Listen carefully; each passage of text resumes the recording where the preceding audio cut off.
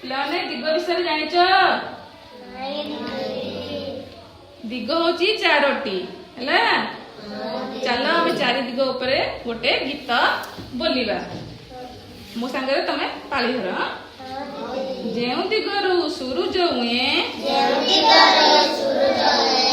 ସେଇ ଆଡ଼କୁ ଚାହଁ, ଦିଗର ନାଁ ପୂର୍ବ ବୋଲି ମନରୁ ଭୁଲି ନ ଯାଅ।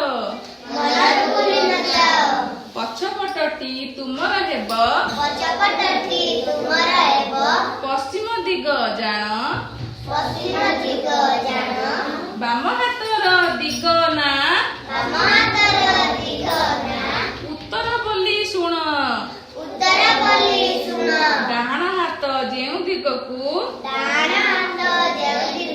ରହିଛି ଟେକି ଦେଖ।